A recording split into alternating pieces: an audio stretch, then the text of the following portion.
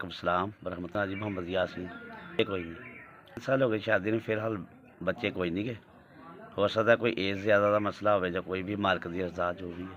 अखा ही शुरू तो ब्लैंड नबीने शिकम चो असी नबीने मैंने नज़र नहीं आता। माँ के शिकम चो मैं नबीना।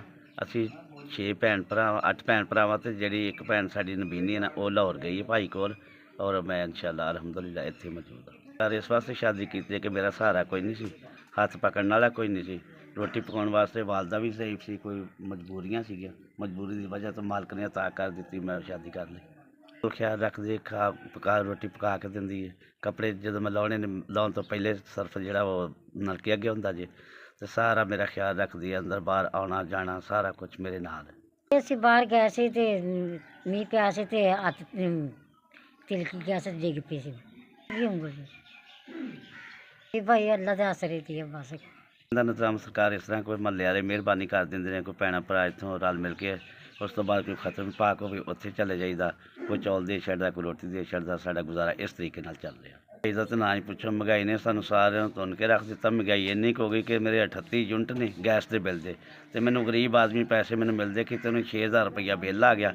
ਉਹਦੀ ਮਜਬੂਰੀ ਦੀ ਵਜ੍ਹਾ ਤੋਂ ਮੈਂ ਬਿੱਲ ਵੀ ਨਹੀਂ ਤਾਰ ਸਕਿਆ। ਰੋਟੀ ਜਦੋਂ ਪੂਰੀ ਨਹੀਂ ਹੁੰਦੀ ਤਾਂ ਸਾਨੂੰ ਬਿੱਲ ਇੰਨੇ ਟੈਕਸ ਲੱਗ ਕੇ ਬਿੱਲ ਜਿਹੜੇ ਆ ਰਹੇ ਸਾਨੂੰ ਐਸਾ ਕਿੱਥੋਂ ਪੂਰੇ ਕਰਨੇ, ਸਾਨੂੰ ਪਤਾ ਨਹੀਂ ਅਸੀਂ ਕਰਨਾ ਕੀ ਹੈ। ਪਾਕ ਨੇ ਨਬੀਨੇ ਕਰ ਦਿੱਤਾ, ਸਾਡੀ ਤੇ ਬਹੁਤੀ ਮਹਿੰਗਾਈ ਨੇ ਮੱਤ ਮਾਰ ਛੱਡੀ। ਸਾਨੂੰ ਪਤਾ ਨਹੀਂ ਅਸੀਂ ਕਰਨਾ ਕੀ ਹੈ ਤੇ ਖਾਣਾ ਕੀ ਹੈ ਤੇ ਲਿਆਉਣਾ ਕਿੱਥੋਂ। अस्सलाम वालेकुम सर जी, मैंने 5000 रुपया तुमने मेहरबानी की है। ये बड़ा अल्लाह ताला फजल करम, तुहाडी मेहरबानी।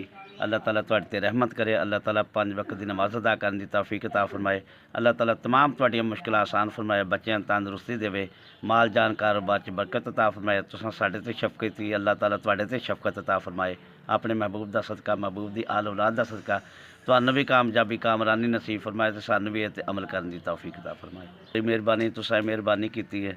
ਜਿਹੜੇ ਤੁਸੀਂ ਮੈਨੂੰ ਪੈਸੇ ਦਿੱਤੇ ਨੇ ਇਹਨਾਂ ਵਿੱਚੋਂ ਕੁਝ ਮੈਂ ਆਪਣੀ ਬੀਵੀ ਦੀ ਦਵਾਈ ਲੈ ਆਵਾਂਗਾ, ਕੋਈ ਮੈਂ ਆਪਣਾ ਰਾਸ਼ਨ ਪਾਣੀ ਕਰ ਲਵਾਂਗਾ, ਕੋਈ ਜਿਹੜਾ ਕੋਈ ਅਨਾਦਵਾਨੀ ਹੋਏਗਾ ਕੋਈ ਸਬਜ਼ੀ ਲਿਆ ਕੇ 2-4 ਦਿਨ ਅਸੀਂ ਕੱਢ ਲਵਾਂਗੇ। ਤੁਹਾਡੀ ਬੜੀ ਮਿਹਰਬਾਨੀ ਜੀ, ਤੁਸੀਂ ਸਾਡੇ 'ਤੇ ਸ਼ਫਕਤ ਕੀਤੀ, ਫਰਿਸ਼ਤਾ ਬਣ ਕੇ ਆ ਗਏ ਹੋ। ਜਿਸ ਤਰ੍ਹਾਂ ਵੀ ਮਾਲਕ ਨੇ ਮਿਹਰਬਾਨੀ ਕੀਤੀ, ਤੁਸੀਂ ਉਹਨਾਂ ਦੀ ਮਾਲਕ ਦੀ ਰਹਿਮਤ ਦੇ ਨਾਲ ਸਾਡੇ ਕੋਲ ਆਏ। ਅੱਲਾਹ ਤਾਲਾ ਤੁਹਾਨੂੰ ਕਾਮਯਾਬੀ ਦੇਵੇ। ਤੁਸੀਂ ਸਾਡੇ 'ਤੇ ਬੜੀ ਸ਼ਫਕਤ ਫਰਮਾਈ ਹੈ।